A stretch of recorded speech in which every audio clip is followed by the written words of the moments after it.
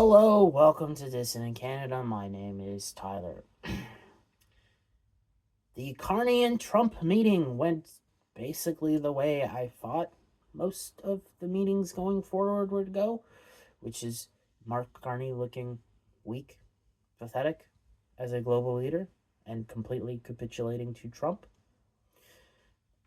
Like, I'll be honest, I probably got the timeline wrong. There's no probably there. I got the timeline wrong. I thought we would already have a deal because it kind of needs to have a deal. But again, that's with the way the world works and how most stuff I interact with now is so immediate. There's a bias there for it to be a speedy resolution. Of course, it was going to always happen to the people saying, "Oh, there was never going to be a deal," and now there's kind of maybe a deal. There was always going to be a freaking deal. Everybody who looked at the pure math of the situation knew there would be a deal. It did not matter. Ideology does not matter.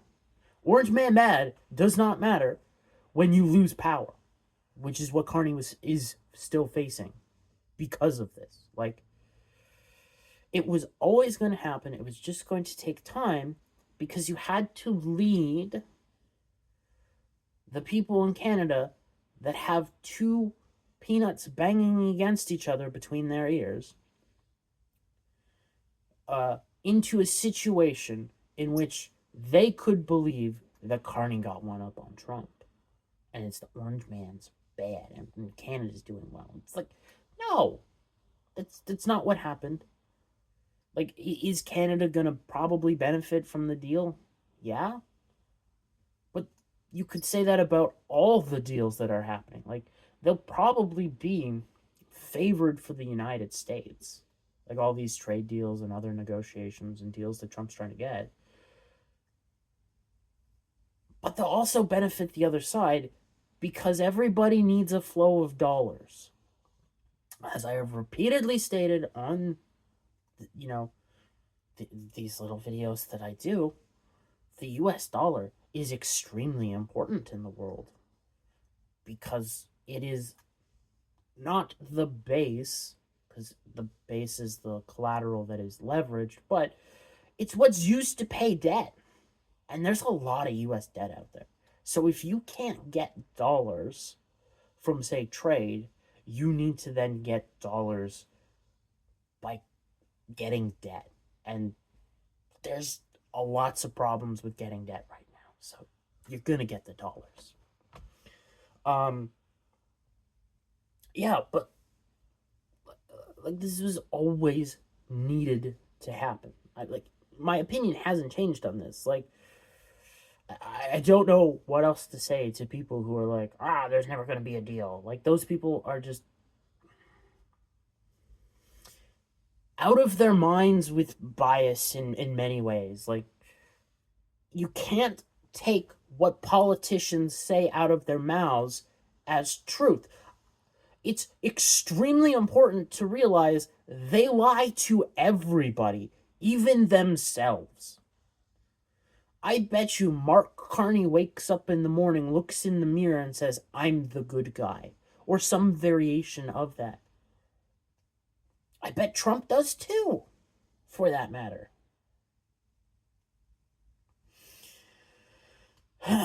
Anyways, what this deal looks like, I don't know yet.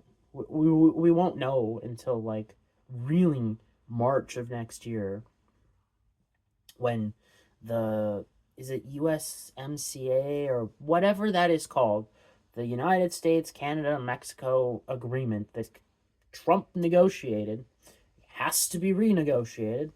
So all the deal stuff with Canada and Mexico isn't happening until then. All right? Now, immediately I thought we would make more progress again because the auto sector. Because Mark Carney and Trump both got their wins because of the auto sector. In America, the auto sector has been hollowed out, in part, by Canada. Don't take it too hard, Canadians. We didn't vote for it, but it sure should happen. So those voters when Trump came out in 2016, latched on very well, um, to the point where even Michael Moore, who is a moron, can fucking find that in a documentary that came out like in, was it 2016 or 2017, something like that. One of his stupid documentaries about Trump. Um, but over here in Ontario and Quebec, the equivalent of the auto sector, the Canadian equivalent of the auto sector, was leans to the Liberals, and they have been very very pissy and mad, and more importantly, the companies have been very very pissy and mad. Which, yeah, of course, and I'm assuming the banks are also getting pissy because it's fucking up their dollar flows, which they really really need right now. Like, especially, I think it's CIBC, which is the most leveraged bank in Canada. On the, like, straight up on their balance sheet, they have the highest percentage of leverage. Now, if you were to look at stuff outside of Canada, I bet they're all leveraged very similarly. So, it's it's the same but different. Anyways, they all need dollar cash flows. Canada needs dollars to survive. The world needs dollars to survive. Uh, Contrary to popular belief, that is how the economic system works. That's how I've been saying it's working for the entire life of this channel. So, like, to the people out there who are like, Carney's never gonna make a deal. He had to. Pure and simple, he had to at least maintain the status quo in Canada so that he could remain in power. Because if the status quo changes, you have a few things that are going to happen. One, you are going to have the Liberal consensus break. And I'm talking about the Liberal consensus in MPs. They will break and they will replace Carney. Like what happened with Trudeau. Trudeau was very much forcefully removed, all right? And if you don't understand that, go watch where he was crying like a little bitch. That's what happened. That's what broke him. That's why he's not really in the public eye anymore. Like, he's tried it a few times, but it doesn't catch on, and it really pisses him off. But he also kind of doesn't want to be in the public eye because it's embarrassing for him. So, but, you know, narcissists have weird ego things that can trigger them all the damn time. So expect him to try, but it's always going to fail because his ego is weak and fragile. Anyways, like, again, this had to happen. There was no ifs, ands, or buts in my mind that a deal was going to be made. The only thing I got wrong was, again, the timeline. That's it. I still think there's a China tipping point, all right? But if you look at everything that was said in the meeting, or the public-facing side of it, it's like, okay, Canada's going to do what Europe did and make commitments to defense of North America. Whoop-de-doo. We'll probably help pay for the Golden Dome. That won't be effective worth a damn, by the way, in all likelihood. Well, it'll be effective-ish. Like, you'll be able to overload it. Let's just put it that way. Canada will most likely have a joint military base of a few varieties up in the Arctic. There will likely be, like, I would say, like, Baffin Islands doesn't Baffin Island already have one? But, like, northern Baffin Island is a great place for, like, a naval base for the Arctic. You can throw in a... Where is the joint base up there in the Arctic Circle that we have with the Americans where we do F-18 Super Hornet training?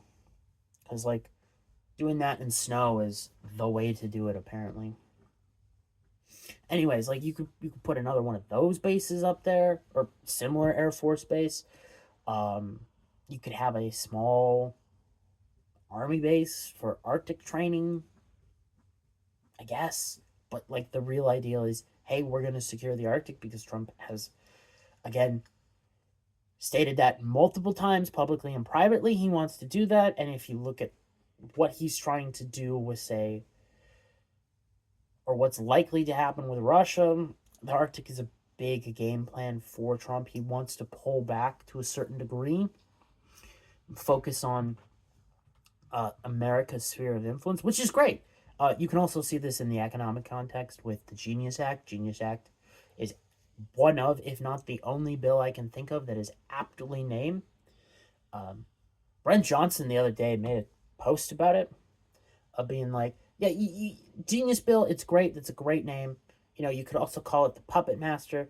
And in my mind, I'm like, no, call it the Master of Puppets, because you've got a great song that you can use as a theme whenever you bring it up, and you've got a kick-ass album. But then again, you know, Metallica kicks ass. That is neither here nor there. So, like, this, there's going to be a deal. Like, Carney has been signaling this since he got in, and even Trudeau was signaling it when they started ramping up, cracking down on all the drug dealers. Now, I don't know if they've cracked down on the financial side of this, but they definitely cracked down on the production and distribution of this. Now, they probably haven't cracked down on the ties to China, because, you know, they're kind of in bed with the Chinese. But that'll slowly change over time.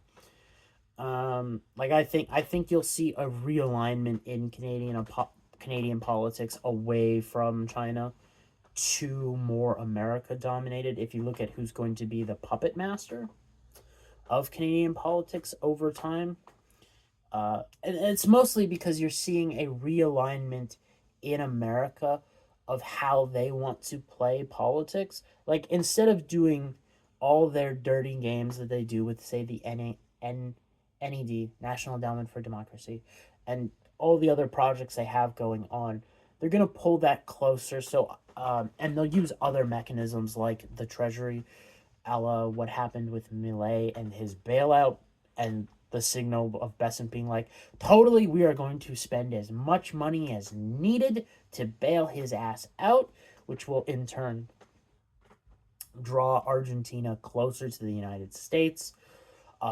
That's likely what's also going on with Venezuela, when the potential invasion of Venezuela is to start going back to the Monroe Doctrine, but in the case of Venezuela, in the worst way possible, of, you know, securing more or less the home hemisphere and home front. You can see this in multiple things of what Trump's doing. And Canada is a severe problem that needs to be dealt with when it comes to that doctrine. So, I really do expect Canadian politics to be heavily influenced by American politics. I mean, it already is, but I'm talking like more along the lines of influence campaigns being run and lobbyists laundering American money to get things done. Also note, there was a talk about a pipeline being restarted in that meeting. Who could have predicted that a pipeline would have come up and that Carney would actually push for a pipeline to the United States? Who did that? Wonder who. As I point out, there will be at least one fucking pipeline that Carney builds, in all likelihood. I think it's multiple because it's that bad. Like, Carney is, again, I say this every time I talk about him. He's a bankster. He knows shit about the economy. Now, as a central banker, he gets it ass backwards most of the time. Because he spent like a decade being a central banker. Like, he may not understand a lot, but he does understand enough and knows how to do balance sheet economics well enough. And he knows that, hey, if you produce energy, you're a rich ass country. So, ideology will fall to the wayside, especially because nobody's investing in ideology anymore. Who saw that coming as well? Yeah, so, like, the video is kind of a victory lap, which, yeah, it is. I'll take it, because, again, I've been saying this shit. Now, I don't actually think they'll be able to restart the Keystone Pipeline, or was it XL Keystone Pipeline? Just my limited understanding of pipelines. If you stop, or you start and then stop, you kind of have to build a new pipeline, because the thing becomes a rusty piece of shit, and getting the damn thing to work would be a problematic thing. It would just be easier to build a new pipeline. But I could be wrong. I'm not the guy to talk to about pipelines. I'm the guy to talk about the Eurodollar and its effect on politics and shit. And like, likely outcomes of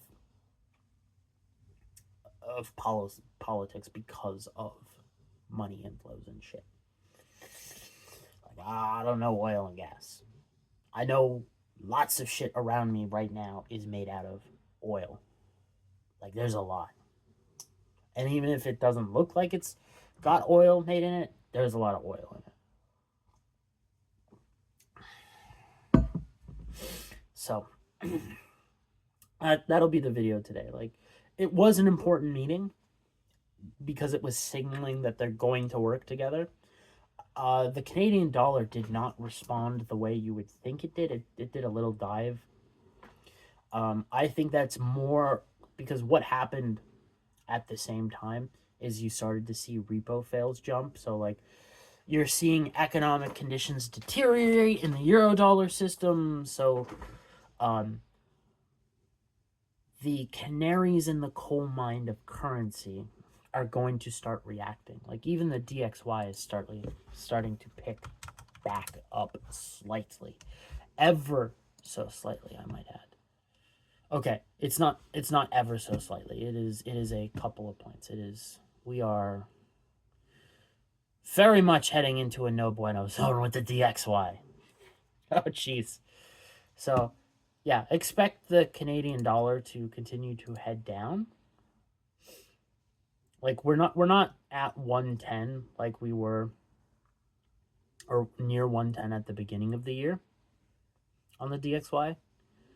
But we are, looks like we're building up in that direction, which this time will most likely cause a crash.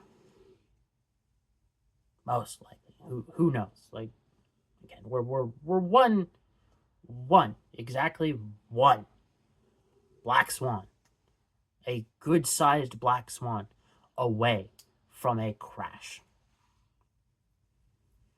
So, and if you understand what happens with crashes, you'll understand that up until that point, and I will reiterate, up until that point of the crash, gold and silver will do well. Then you get into the cash constraint part of this, which will probably be a year later. This isn't investment advice, but I am giving you a warning of what is likely to happen with gold. Is, let's say next year we hit peak in the markets and we have our crash then, right? The year after, gold will crash. Silver will have its crash because there will be a cash flow problem and the selling of gold begins. You see the exact same thing happen in the GFC. Now, it was a slightly delayed with the GFC where I think the gold sell-off started in like 2010, 2011. So you could see like a 2-3 year gap. Now mind my immediacy bias, but it should happen relatively quickly. Should, because conditions are much worse than it was in the GFC when it comes to cash flow, or it should be, because like you're gonna see massive fucking sell-offs and fire sales, especially in commercial real estate, or banks are just gonna eat those losses, which is crazy when you look at how expensive commercial real estate is. It's like $4 trillion, and you could have like a $2 trillion hole that banks are in the United States. So tried to focus on the meeting, and of course I get into Eurodollar shit and economics. That's what I get for trying to focus on things. Anyways, see you tomorrow with something. Until then, have a good day.